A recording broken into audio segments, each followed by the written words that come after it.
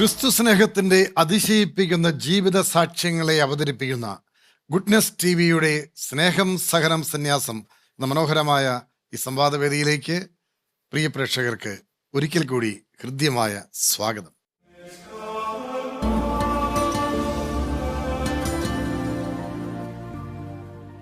കേരള കത്തോലിക്ക സഭയിലെ നൂറുകണക്കിന് സന്യാസ സമൂഹങ്ങളിൽ നിന്നാണ് ഈ ഒരു വേദിയിലേക്ക് വ്യത്യസ്തമായ ജീവിത സാക്ഷ്യങ്ങളുമായി വിവിധ സമർപ്പിതർ കടന്നു വരുന്നത്. കേരള കത്തോലിക്ക സഭയിലെ പ്രഥമ ഏകദേശീയ സന്യാസ സഭ CMI സഭയാണ്. നൂറുകണക്കിന് പ്രതിഭകളായ വൈദിക സഹോദരങ്ങളെ, സമർപ്പിതരെ ഭാരതസഭയ്ക്കും കേരളത്തിനും സംഭാവന ചെയ്തിട്ടുള്ള CMI സഭയിലെ പ്രഗത്ഭനായ ഒരു സംഗീത പ്രതിഭയെയാണ് ഞങ്ങളിന്ന് പ്രേക്ഷകരുടെ മുമ്പിൽ അവതരിപ്പിക്കുന്നത്. നൂറുകണക്കിന് ക്രിസ്തീയ ഗാനങ്ങൾക്ക് അതിമനോഹരമായ ഈണങ്ങൾ പകർന്നു നൽകി അനേകായിരങ്ങളുടെ മനസ്സുകളിൽ ക്രിസ്തു സ്നേഹത്തിൻ്റെ അനുരണനങ്ങൾ ഉണർത്തിയ ഫാദർ ഫിനിൽ ഈഴാറാത്ത് CMI. ബിജനൂർ പ്രോവിൻസിലെ നല്ല മിഷണറിയായ ഫിനിലച്ചനെ ഈ വേദിയിലേക്ക് പരിചയപ്പെടുത്തുന്നതിൽ ഞങ്ങൾക്ക് സന്തോഷമുണ്ട്. സ്നേഹപൂർവ്വം ഫിനിലച്ചനെ പ്രേക്ഷകർക്കായി സ്വാഗതം ചെയ്യുന്നു. ഫിനിലച്ചൻ.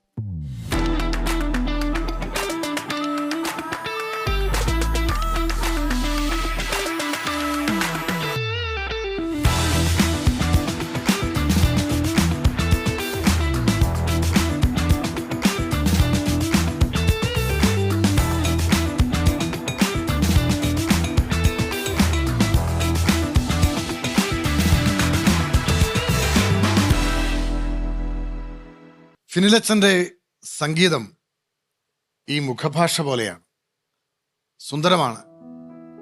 ആളുകളെ ദൈവികമായ അനുധ്യാനത്തിലേക്ക് പ്രചോദിപ്പിക്കുന്ന ഒട്ടേറെ ഗാനങ്ങളാണ് ഫിനിലച്ചൻ ഈണം നൽകിയത്. അത് കുടുംബത്തിൽ നിന്ന് വന്ന സംഗീത പാരമ്പര്യത്തിന് തുടർച്ചയിൽ തന്നെയാണ്. നമുക്ക് അദ്ദേഹത്തിൻ്റെ ജീവിതവും അദ്ദേഹത്തിൻ്റെ കുടുംബത്തെയും സഭയിൽ അദ്ദേഹം നടത്തിയിട്ടുള്ള സംഗീത ശുശ്രൂഷകളെയും കുറിച്ച് കൂടുതൽ അറിയാം. സ്വാഗതം ഒരിക്കൽ കൂടി ഫിനിലച്ചൻ.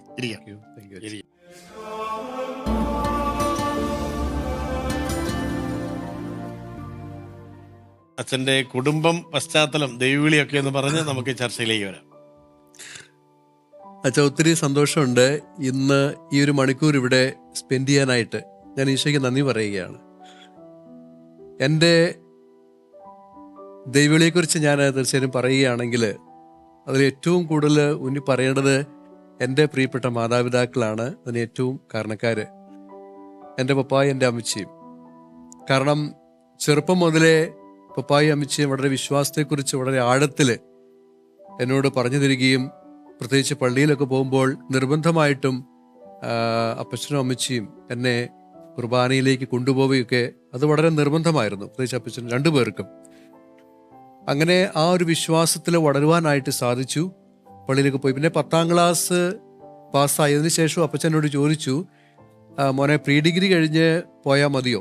അപ്പോൾ കുറച്ചുകൂടെ ഒരു മച്യൂരിറ്റി അല്ലെങ്കിൽ ഒരു പക്വത വരും.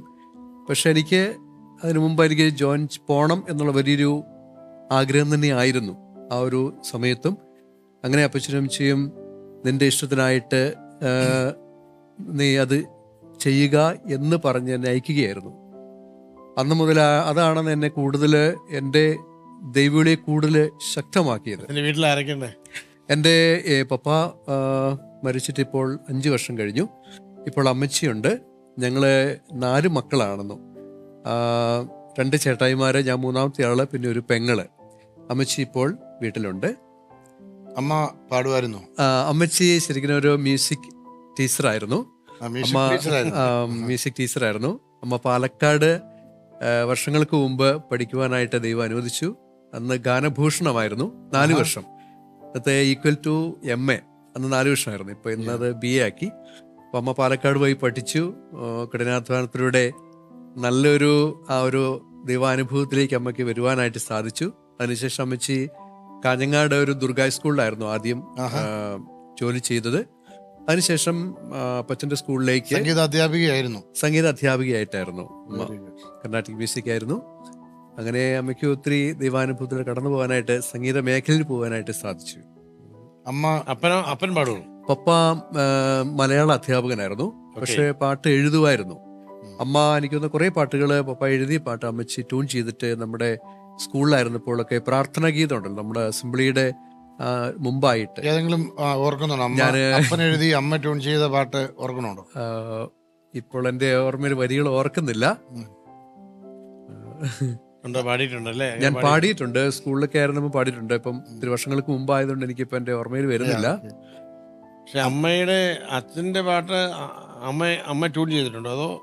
ഇല്ല, അമ്മ ട്യൂൺ ചെയ്ത പാട്ടുകൾ ഞാനും എൻ്റെ പെങ്ങളും പാടിയിട്ടുണ്ട് കുറച്ചൊരു 2 വർഷത്തിന് മുമ്പായി. ഫിനലച്ചന്റെ സന്യാസ ജീവിതത്തിൽ പ്രവേശന ശേഷമാണ് സംഗീതവുമായി കൂടുതൽ ഇടപെട്ടത് അല്ലേ? അതോ സ്കൂളിലായിരുന്ന സമയത്ത് പാടുമായിരുന്നു? സ്കൂളിലായിരുന്നു പക്ഷേ ഞാൻ പാടുമായിരുന്നു. പക്ഷെ എനിക്ക് അത്ര ഒരു ആത്മധൈര്യം ഉണ്ടായിരുന്നില്ല. പക്ഷെ അമ്മ എപ്പോഴും എന്നെ നിർബന്ധിക്കുമായിരുന്നു.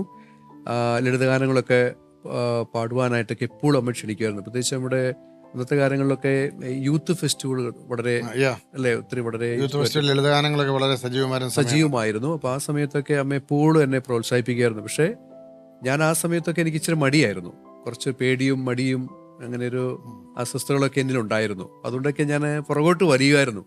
എങ്കിലും അമ്മ അതിന് ശേഷം നിർബന്ധിച്ച് 1-2 പ്രാവശ്യങ്ങളിലെ യൂത്ത് ഫെസ്റ്റിവലിൽ പാടിപ്പിക്കുവാനായിട്ട് ശ്രമിച്ചു. അങ്ങനെ പാടി. അതിനുശേഷം പിന്നെ കുറച്ചൊരു ആത്മധൈര്യം കിട്ടി. 10ാം ക്ലാസ്സിലൊക്കെ ആയപ്പോഴേക്കും ഏകദേശം കുറച്ചുകൂടി ഒരു പാടുവാനായിട്ടൊരു ധൈര്യം കിട്ടി.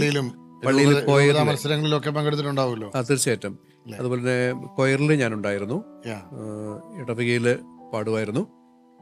പിന്നെ ജീസസ് യൂത്തിന്റെ പ്രോഗ്രാമിന് ഞാൻ ആ സമയത്ത് സജീവിത്വം പുലർത്തിയിരുന്നു. അച്ഛന്റെ വീട് എവിടെയാണെന്ന് കറക്റ്റ്? എന്റെ വീട് കാസർഗോഡ് ജില്ലയിലെ കാഞ്ഞങ്ങാടാണ്. ശരിക്കും പ്രോപ്പർ സ്ഥലം പറയുകയാണെങ്കിൽ കള്ളാർ എന്ന് പറയും.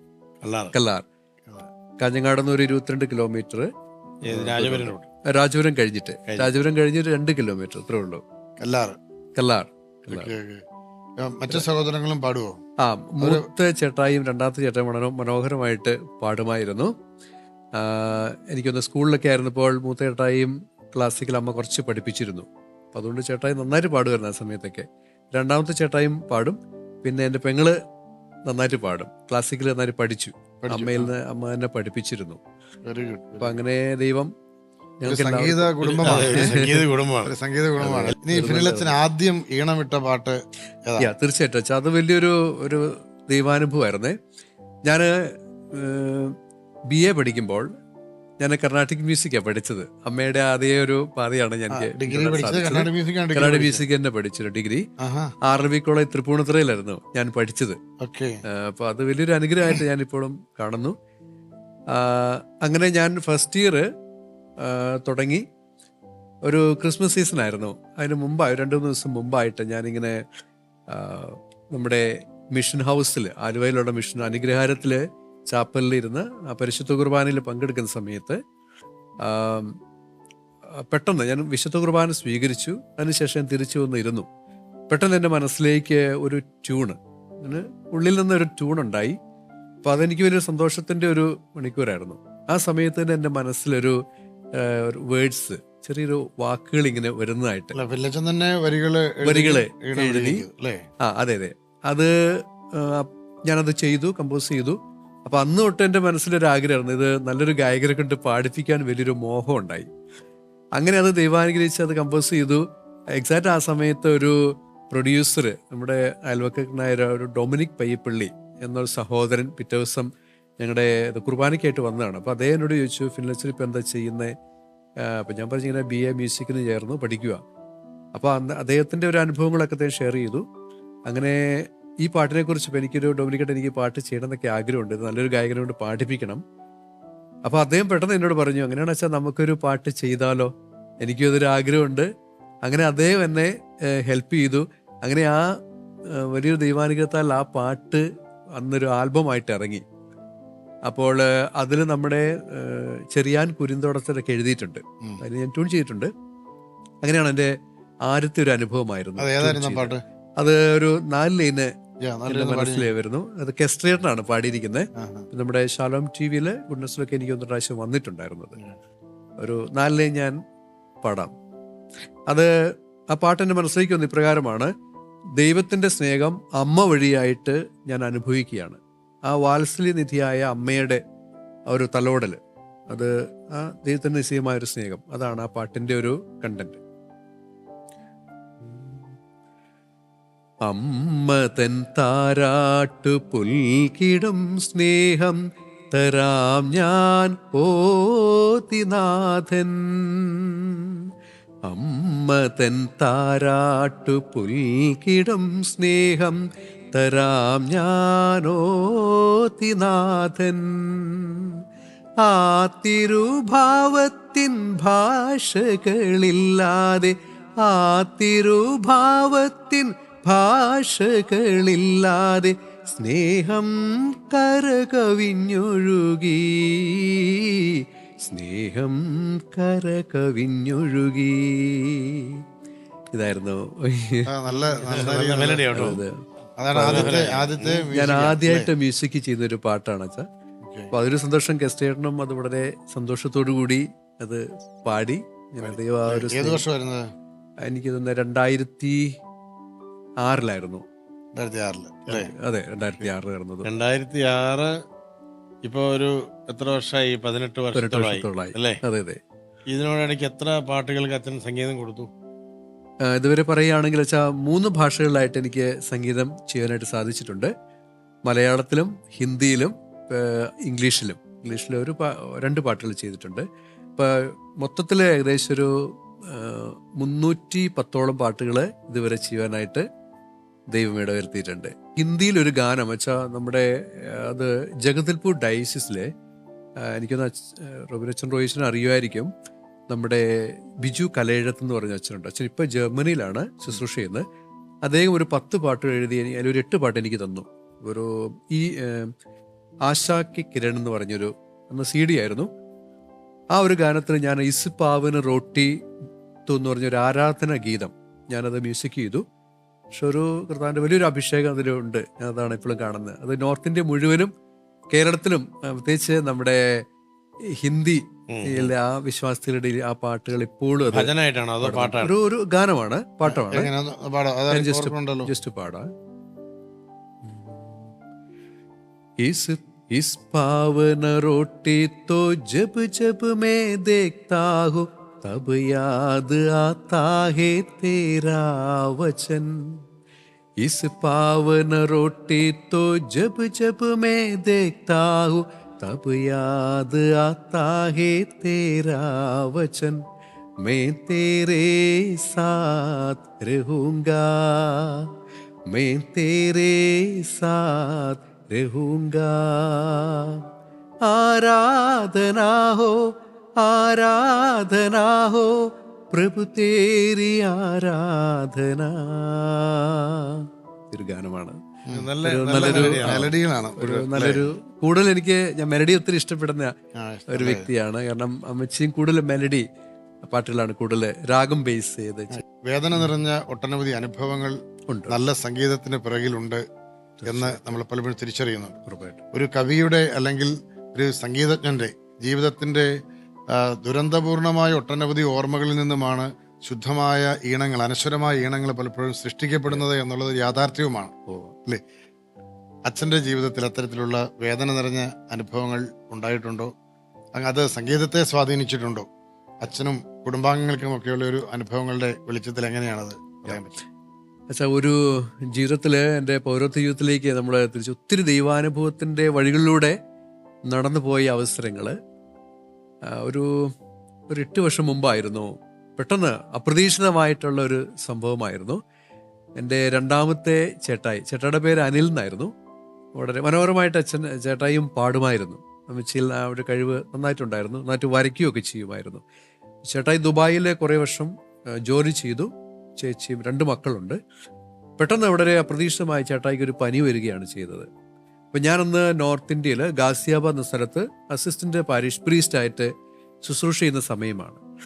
അപ്പം ചേട്ടായി എപ്പോഴും ആ ഒരു ബന്ധം എപ്പോഴും ഉണ്ടായിരുന്നു, ഒരു സുഹൃത്തിനെ പോലെ. പ്രത്യേകിച്ച് രണ്ടാമത്തെ ചേട്ടായിയായിട്ട്. കാരണം എല്ലാ ദിവസവും ചേട്ടായി വിളിക്കും, അല്ലെങ്കിൽ ഞാൻ അങ്ങോട്ട് വിളിക്കും. ആ ഒരു ബന്ധം പുലർത്തിക്കൊണ്ടിരുന്നു. പെട്ടെന്ന് അപ്രതീക്ഷിതമായിട്ട് ചേട്ടായിക്കൊരു പനി ഉണ്ടാകുന്നു. അങ്ങനെ ചേച്ചി വിളിച്ചു പറഞ്ഞു, ചേട്ടായിക്ക് പനിയാണ്, ഞാനതിന് തലേദിവസമായിട്ടൊന്ന് സംസാരിച്ചു.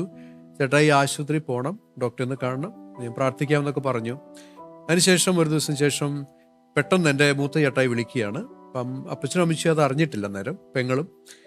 അപ്പം മൂത്ത ചേട്ടായി എന്നോട് പറഞ്ഞു, അച്ഛാ അനിലിന് സുഖമില്ലാതെ ഹോസ്പിറ്റലൈസ്ഡ് ആണ്. അപ്പം അതിനുശേഷം ചേട്ടായി പെട്ടെന്ന് പറഞ്ഞു അവന് ICUലാണെന്ന് പറഞ്ഞു. വീണ്ടും ചേട്ടായി പറയുകയാണ് അവൻ്റെ മൾട്ടി ഓർഗൻസ് ഒക്കെ ഫെയിലായി. ഇത് കേട്ടപ്പോൾ എനിക്ക് പെട്ടെന്നൊരു, കാരണം ഒരിക്കലും അങ്ങനെ ചേട്ടായിക്ക് സംഭവിച്ചു. ഒരു നല്ലൊരു ആരോഗ്യവാനായിരുന്നു ചേട്ടായി. പക്ഷേ എന്താണെന്നല്ല, എല്ലാം ദൈവികമായിരുന്നു. ഒരു രണ്ട് ദിവസം ചേട്ടായി ICUലുണ്ടായിരുന്നു. പെട്ടെന്ന് ചേട്ടായി ഞങ്ങളെ വിട്ടു പോവുകയായിരുന്നു. എനിക്ക് തോന്നുന്നത് ഈ ഒരു സംഭവം ഒരുപക്ഷെ ഞങ്ങളുടെ കുടുംബത്തിൽ തന്നെ അപ്പച്ചനെയും അമ്മച്ചിയെയും മൂത്ത ചേട്ടായിയും പെങ്ങളെയും ചേട്ടായിയുടെ ചേച്ചീനെയും കുട്ടികളെയൊക്കെ ഒത്തിരി സങ്കടത്തിലേക്ക് ആഴ്ത്തിയിരുന്നു. പക്ഷെ അന്നും ഈശോയുടെ ആ വലിയൊരു സാന്ത്വനം, ഒരു ഇടപെടല് എന്നിലുണ്ടായിരുന്നു. ഇപ്പോഴും ഞാനത് തിരിച്ചറിയുകയാണ്. ഞാൻ ചിലപ്പോഴൊക്കെ ചോദിച്ചിട്ടുണ്ട് എന്തുകൊണ്ടാണ് ദൈവമേ ഇങ്ങനെ സംഭവിച്ചത്. പക്ഷേ ദൈവത്തിൻ്റെ പദ്ധതിയായിട്ടാണ് ഞാൻ ഇന്നും കാണുന്നത്. കാരണം എല്ലാം ദൈവം നമുക്ക് തരുന്ന എല്ലാ നന്മകൾക്ക് വേണ്ടിയാണല്ലോ. ആ ഒരു സമയത്തൊന്നും എന്തുകൊണ്ടാണ് ഞാനും അങ്ങയുടെ ഒരു പുരോഹിതനാണ്, എന്തുകൊണ്ടാണ് ഈ ഒരു വേദന എനിക്ക് തന്നത്? അതാണല്ലോ നമ്മള് സഹനം, അല്ലെ, സ്നേഹം, സഹനം, സന്യാസം എന്നുള്ളതിൽ എനിക്ക് തോന്നുന്നത് ഈശോയെ അങ്ങനെ ജീവിതത്തിൽ അങ്ങനെ ഒരു അനുഭവിച്ചൊരു വ്യക്തിയായിരുന്നല്ലോ. ഈശോയുടെ ജീവിതത്തിലും സ്നേഹത്തിൽ കൂടിയാണ് പാവികളെ മാറോടണച്ചത്. പക്ഷെ അവൻ സഹനത്തിലൂടെ കടന്നുപോയി. പക്ഷെ ആ സഹനത്തിലൂടെ ആ വേദന അനുഭവിച്ചു. പക്ഷെ മരിച്ചു, ശുദ്ധിതനായി ജീവനിലേക്ക് പ്രവേശിച്ചു. ഈ ഒരു അനുഭവം തന്നെയാണ് ഇന്ന് ഞാൻ അയവിറക്കുന്നത്. ചേട്ടായുടെ ആ ഒരു വേർപാട് ഞങ്ങളുടെ ജീവിതത്തിൽ വലിയൊരു ഡിസോർഡർ ആയിരുന്നു. എൻ്റെ മൂത്ത ചേട്ടാ എപ്പോഴും പറയുമായിരുന്നു അച്ഛനും. പക്ഷെ അതിനെയൊക്കെ തരണം ചെയ്തു. പ്രത്യേകിച്ച് അമ്മച്ചി, കാരണം അത്രമാത്രം സ്നേഹത്തോടെ വളർത്തി. ആ അമ്മയ്ക്ക് താങ്ങാനാവാത്തൊരു വേദനയായിരുന്നു അത്. പക്ഷെ എങ്കിലും പിന്നീട് എനിക്ക് ഉത്തരം കിട്ടിയത് ദൈവത്തിൻ്റെ ഇഷ്ടമായിരുന്നത്. പക്ഷെ അതിൽ കൂടി അമ്മ ഇന്നും സംഗീതം ചെയ്യുന്നു, അമ്മ പാടുന്നു, സന്തോഷത്തോടു കൂടി ദൈവത്തിൻ്റെ മുമ്പാകെ ഇന്നും പാടുന്നുണ്ട്. ഒരുപക്ഷെ എനിക്ക് തോന്നുന്ന ആ ഒരു അനുഭവമായിരിക്കാം, ആ ഒരു വിശ്വാസം തന്നെ ആയിരിക്കാം അമ്മയ്ക്ക് അതിനെ അതിജീവിക്കുവാനുള്ള ശക്തി എന്നെയാണ് ഞാൻ വിശ്വസിക്കുന്നത്. സുഖപ്പെടുത്തുന്ന ഒരു സാധ്യതയാണ് തീർച്ചയായിട്ടും ഒരു ഹീലിംഗ്. മറ്റു അതുപോലെ തന്നെ അച്ഛാ, ഇപ്പൊ അച്ഛൻ ചോദിച്ചു ആ ഒരു വേദന, അതിനങ്ങനെ ഒരു 2 വർഷത്തിന് ശേഷമാണ് എൻ്റെ പപ്പ എന്ന് പറയുന്നത്. പപ്പ അധ്യാപകനായിരുന്നു. പക്ഷെ ആ ഒരു സമയം വരെ എല്ലാ കാര്യങ്ങളും സന്തോഷത്തോടെ പപ്പായ്ക്ക് ചെയ്തു തീർക്കുവാൻ സാധിച്ചു എന്ന് ഞാൻ വിശ്വസിക്കുന്നു. അതിനുശേഷം രണ്ടാമത്തെ ചേട്ടായുടെ വേർപാടിന് ശേഷം ഒരു 2 വർഷത്തിന് ശേഷം പപ്പായ്ക്ക് ക്യാൻസർ ആയിരുന്നു. ക്യാൻസർ ബാധിച്ചു. അങ്ങനെ ഒരു 2.5 മാസത്തോളം സുഖമില്ലാതെ ഇരുന്നു. പപ്പായി ഞങ്ങളെ വിട്ടുപോയി. അതും അമ്മച്ചിക്ക്, കാരണം അവരുടെ ജീവിതത്തിലേക്ക് നോക്കുമ്പോൾ ഞാൻ ഇന്ന് കാണുന്ന വളരെ അമ്മയുടെ ജീവിതം സംഗീതവുമായിട്ട് കൂടുതൽ ബന്ധപ്പെട്ടതായിരുന്നു. അതുകൊണ്ട് പപ്പായ്ക്ക് എപ്പോഴും വളരെ സപ്പോർട്ടീവായിരുന്നു എല്ലാ കാര്യങ്ങളിലും. പ്രത്യേകിച്ച് പള്ളിയിൽ പാടുമ്പോഴും സ്കൂളിൽ പാടുമ്പോഴൊക്കെ പപ്പ എപ്പോഴും പ്രോത്സാഹിപ്പിക്കുമായിരുന്നു. പക്ഷെ പപ്പായുടെ പെട്ടെന്നുള്ള ആ വേർപാട്, പെട്ടെന്നല്ല, രോഗിയായിരുന്നെങ്കിലും ആ വേർപാട് അമ്മച്ചിക്ക് കുറച്ച് നാളത്തേക്ക് വലിയൊരു ദുഃഖമായിരുന്നു. പക്ഷെ എങ്കിലും അമ്മ അതിനെ റിയലൈസ് ചെയ്ത് അമ്മ തന്നെ പ്രാർത്ഥനയുടെ ശക്തിയാലും ഗാനങ്ങളിലൂടെ, പ്രത്യേകിച്ച് പാട്ട് പാടി, നമ്മുടെ അച്ഛന്മാരൊക്കെ വീട്ടിൽ വരുമ്പോൾ അമ്മ ആ സങ്കടമുണ്ടെങ്കിലും അച്ഛൻ ചോദിക്കുക, ടീച്ചർ ഒരു പാട്ട് പാടുന്ന പറഞ്ഞാൽ അമ്മയോ ആ ഓൺ ദ സ്പോട്ടിൽ അമ്മ പാടുമായിരുന്നു. എനിക്കൊന്ന് അതൊക്കെ വലിയൊരു ശക്തിയായിരുന്നു അമ്മയ്ക്ക്, അതിനെ തരണം ചെയ്യാനായിട്ട്. അതിന്നും ഞാൻ ചിലപ്പോഴൊക്കെ വെറുതെ ഇരിക്കുമ്പോഴൊക്കെ അയവിറക്കുന്നു. പക്ഷെ ദൈവത്തിൻ്റെ പദ്ധതികളായിരുന്നു അത്. അങ്ങനെ അപ്പച്ചനും ഞങ്ങളെ വേറെ വിട്ടുപോയി. അതിനുശേഷം ഒരു 4-5 വർഷത്തിന് ശേഷമാണ് എൻ്റെ മൂത്ത ചേട്ടായി, സുനിൽ എന്നായിരുന്നു പേര്. ചേട്ടായി നമ്മുടെ CMI കോഴിക്കോട് പ്രൊവിൻസിലെ ഒരു സ്കൂളില് അധ്യാപകനായിരുന്നു. ഏകദേശം ഒരു 11 വർഷത്തോളം ചേട്ടായി പഠിപ്പിച്ചു. നല്ലൊരു അധ്യാപകനായിരുന്നു. പക്ഷെ ചേട്ടായിക്ക് ലിവർ സംബന്ധമായ കുറച്ച് രോഗം ഉണ്ടായിരുന്നു. അങ്ങനെ ചികിത്സയിലൊക്കെ ഉണ്ടായിരുന്നു. പെട്ടെന്ന് ചേട്ടായിക്ക് ബുദ്ധിമുട്ടുകൾ വന്നു. അങ്ങനെ ഒരു 2 ആഴ്ചയോളം ചേട്ടായി സുഖമില്ലാതിരുന്നു. അങ്ങനെ മൂത്ത ചേട്ടായി ഞങ്ങളെ വിട്ടുപോയി. ചേട്ടായിയുടെ വേർപാട് അത് വലിയൊരു ദുഃഖമായിരുന്നു ഞങ്ങളെല്ലാവരെയും സംബന്ധിച്ചിടത്തോളം. പ്രത്യേകിച്ച് എൻ്റെ അമ്മച്ചി, നമുക്കറിയാലോ, അമ്മയുടെ ആ ഒരു വേദന അതുപോലെ തന്നെ എൻ്റെ പെങ്ങള്, എനിക്ക് ചേട്ടായിമാരുടെ ചേച്ചിമാർ, അവർക്കും മൂത്ത ചേട്ടായിക്ക് 2 കുട്ടികളാണ്, രണ്ടാമത്തെ ചേട്ടായിക്ക് 2 കുട്ടികളാണ്. അന്ന് രണ്ടാമത്തെ മോൾ അവൾ കുഞ്ഞായിരുന്നു, അവൾക്ക് അത്രമാത്രം അറിവില്ലായിരുന്നു. പക്ഷേ അതിനുശേഷം അവൾ പലപ്പോഴും ചോദിക്കും, ഐ മിസ് പപ്പ, എനിക്ക് എൻ്റെ പപ്പാനെ നഷ്ടമായെന്നുള്ള തിരിച്ചറിവുണ്ടല്ലോ പിന്നീട്.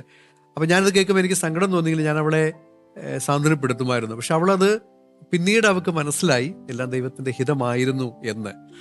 എനിക്ക് തോന്നുന്നത് നമ്മുടെ ജീവിതത്തിൽ, പ്രത്യേകിച്ച് നമ്മുടെ സന്യാസ ജീവിതത്തിൽ നമ്മളൊരു ഈശോയിലേക്ക് നമ്മൾ കൂടുതൽ അടുക്കുമ്പോൾ ചിലപ്പോഴൊക്കെ ചില ദുഃഖങ്ങളും വേദനകളും നമ്മളെ അലട്ടുമായിരിക്കാം. എങ്കിലും അതിനെ ആ ഒരു കൊടുങ്കാറ്റിലും നമ്മൾ വേർപെടാതെ, അല്ലെങ്കിൽ അങ്ങോട്ടും ഇങ്ങോട്ടും ഉലയാതെ ആ കർത്താവ് എന്നെ കാക്കുന്നു എന്നുള്ള വലിയൊരു കൃപയും ശക്തിയും ഞാൻ സ്വീകരിച്ചിട്ടുണ്ട്.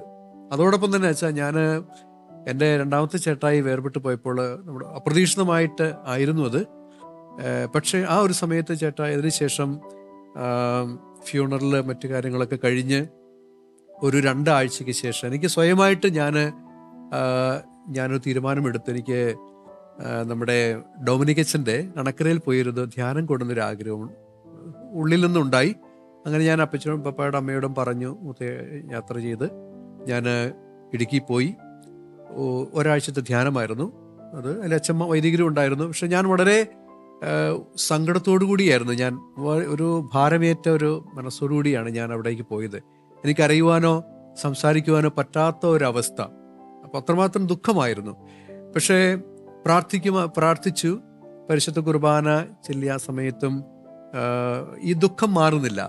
അങ്ങനെ ഞാൻ വൈകുന്നേരത്തെ ആരാധനയിൽ ഹൃദയം കൊണ്ട് പ്രാർത്ഥിക്കുന്ന അവസരത്തിൽ ആരാധന നമ്മൾ ആ സ്തുതിപ്പിൽ ഡൊമിനിക്കച്ചൻ ഇങ്ങനെ വിളിച്ച് പറയുന്നു, ഇങ്ങനെ സ്വന്തം സഹോദരൻ്റെ വേർപാടിൽ വളരെ ദുഃഖിതനായിരിക്കുന്ന വൈദികനെ ഈശോ സാന്ത്വനപ്പെടുത്തുന്നു, ഈശോ സൗഖ്യപ്പെടുത്തുകയാണ്, ആത്മധൈര്യവും നൽകി. ഞാൻ ഇത് പറയുന്നത്, ഇത് ഞാൻ അനുഭവിച്ച ഒരു കാര്യമായിരുന്നു. കാരണം അച്ഛനിങ്ങനെ പറഞ്ഞപ്പോൾ അത് ഞാൻ തന്നെയാണ് എന്നുള്ള വലിയ ബോധ്യം. ഇതിപ്പം എൻ്റെ ഒരു ദൈവാനുഭവമാണ് ഞാൻ പങ്കുവയ്ക്കുന്നത്. അന്ന് തൊട്ട് എനിക്ക് കരയുവാനായിട്ട് എനിക്ക് സാധിക്കുന്നില്ല. ഞാനൊന്നും കരഞ്ഞിട്ടില്ല. അത് ഒന്ന് കരഞ്ഞ് കളയുവാനായിട്ട് എനിക്ക് സാധിക്കാത്ത ഒരു അനുഭവം. അതുപോലും ദൈവം അനുവദിച്ചില്ല. അതാണ് അതുകൊണ്ടായിരിക്കും അച്ഛൻ്റെ ചിരിക്ക് അതുപോലെ ഒരു ഹൃദ്യതയുണ്ട് ആയിരിക്കാം. എന്നോട് പലരും അച്ഛൻ പറഞ്ഞ പോലെ എൻ്റെ അമ്മച്ചിയും ഈ ഒരു മുഖമായിട്ടാണ് എപ്പോഴും സ്റ്റേജുകളിലേക്ക് വരുന്നതും പാടുമ്പോഴൊക്കെ. ഒരു പക്ഷെ അതായിരിക്കാമെന്ന് ഞാൻ മനസ്സിലാക്കുന്നു. എനിക്ക് തോന്നുന്നത് ആ ഒരു വലിയൊരു അനുഭവമാണ്. പക്ഷെ ഇന്നും അപ്പം അങ്ങനെ ആ ഒരു വേർപാടുകൾ, 3 പേരുടെയും വേർപാടുകൾ വലിയൊരു ദുഃഖമായിരുന്നു. പക്ഷേ ദൈവം ഇന്നും അമ്മച്ചിക്കും പെങ്ങൾക്കും എനിക്കും ചേച്ചിമാർക്കും കൊച്ചുമക്കൾക്കും കുടുംബാംഗങ്ങൾക്ക് എല്ലാവർക്കും ആ ഒരു കൃപ നൽകിയിട്ടുണ്ട്. അതാണ് എൻ്റെ വിശ്വാസം. അപ്പം അന്ന് ഞാൻ ആ ഒരു ധ്യാനത്തിൽ എനിക്ക് കിട്ടിയ ഒരു വലിയൊരു ദൈവാനുഭവം അതായിരുന്നു. അപ്പം ആ കർത്താവ് നമ്മളോടൊപ്പം ഉണ്ടെന്നുള്ള ബോധ്യം, സഹനത്തിലും അല്ലെങ്കിൽ ആ സ്നേഹം, സാന്ത്വനങ്ങൾ തലോടുന്ന ഈശോനെയാണ് ഞാൻ ഇപ്പോഴും അനുഭവിക്കുന്നത്. ഒരമ്മയെ സംബന്ധിച്ചിടത്തോളം നഷ്ടമായത് സ്വന്തം ഭർത്താവും 2 മക്കളുമാണ്. ഫിനിലച്ചനെ സംബന്ധിച്ചിടത്തോളം സ്വന്തം അപ്പനും 2 ജ്യേഷ്ഠ സഹോദരങ്ങളുമാണ്. പക്ഷെ ഇവരെല്ലാവരും ഇപ്പോഴും പുഞ്ചിരിയോടുകൂടി ഈ നഷ്ടങ്ങളെ അതിജീവിക്കുകയാണ്. എങ്ങനെയാണത്? ഒരു പരിധിവരെ അതിന് ദൈവം അവർക്ക് നൽകിയ അനുഗ്രഹം സംഗീതമാണ്. ഏതു ദുഃഖത്തെയും അതിജീവിക്കുവാൻ സംഗീതത്തിന് കഴിയും എന്ന് ഈ സാധ്യത ജീവിതത്തിലൂടെ പഠനമായും അനുഭവമായും ഈണമായും ചിട്ടപ്പെടുത്തി ആയിരങ്ങളിലേക്ക് ഈ ഒരു ആത്മവിശ്വാസത്തിൻ്റെ ശീലുകൾ പാടി ഇപ്പോഴും തീർക്കുകയാണ് ഫിനിലച്ചനും അമ്മയും കുടുംബാംഗങ്ങളും. ഇത് ദൈവം നൽകുന്ന അനുഗ്രഹത്തിൻ്റെ ഒരു അവസരമാണ്. സ്നേഹം, സഹനം, സന്യാസം എന്ന മനോഹരമായ ഈ സംവാദവേദിയിൽ സ്നേഹത്തിൻ്റെ ഈണങ്ങൾ പാടുന്ന സഹനദാസനാണ് സന്യാസ ജീവിതത്തിൻ്റെ ഏറ്റവും ശുദ്ധമായ ഭാഷണം നമ്മോട് ഇപ്പോൾ നടത്തിയ പ്രിയപ്പെട്ട ഫിനിലച്ചനെ ഈ ഒരു വേദിയിൽ അവതരിപ്പിക്കുവാൻ ഞങ്ങൾക്ക് കഴിഞ്ഞതിൽ വളരെയേറെ സന്തോഷമുണ്ട്. CMI സഭയുടെ വൈദിക നേതൃത്വ നിരയിൽ ശ്രേഷ്ഠനായ ഈ ഒരു സഹനദാസനെ അവതരിപ്പിക്കുവാൻ കഴിയുമ്പോൾ ഞങ്ങൾക്ക് അഭിമാനമുണ്ട്. ഫിനിലച്ചനിലൂടെ ദൈവം നിർവഹിച്ചുകൊണ്ടിരിക്കുന്ന സംഗീത ശുശ്രൂഷ ദൈവികമായ മഹത്വത്തിനായി ഉപയോഗിക്കുന്ന ഫിനിലച്ചന് ഇനിയും ധാരാളം ഈണങ്ങൾ നൽകുവാൻ കഴിയട്ടെ. അത് വേദന അനുഭവിക്കുന്ന സഹോദരങ്ങളെ നഷ്ടമായ, മാതാപിതാക്കളെ നഷ്ടമായ, ജീവിതത്തിൽ ഒട്ടനവധി നഷ്ടങ്ങൾ നേരിട്ട് അനുഭവിക്കുന്ന ആയിരങ്ങൾക്ക് ആശ്വാസമായി മാറട്ടെ എന്ന് ഞങ്ങൾ പ്രാർത്ഥിക്കുകയും ചെയ്യുന്നു. ഫിനിലച്ചന് ദൈവാനുഗ്രഹം ഉണ്ടാവട്ടെ. ഇനിയും സംഗീത അങ്ങയുടെ ജീവിത വഴികൾ സമൃദ്ധമാവട്ടെ. ഇത്തരത്തിൽ അപൂർവമായ ജീവിതാനുഭവങ്ങളുള്ള വിശുദ്ധരായ ഒട്ടനവധി സമർപ്പിതരെ വീണ്ടും ഈ വേദിയിൽ അവതരിപ്പിക്കുവാൻ ഞങ്ങൾക്ക് കഴിയട്ടെ എന്നുകൂടി ഞങ്ങൾ പ്രാർത്ഥിക്കുകയാണ്. പുതിയ ഒരു സന്യാസ സമർപ്പിത ജീവിതത്തെ വീണ്ടും ഈ വേദിയിൽ കാണുവാൻ നമുക്ക് കഴിയട്ടെ. ഏവർക്കും നന്ദി, നമസ്കാരം.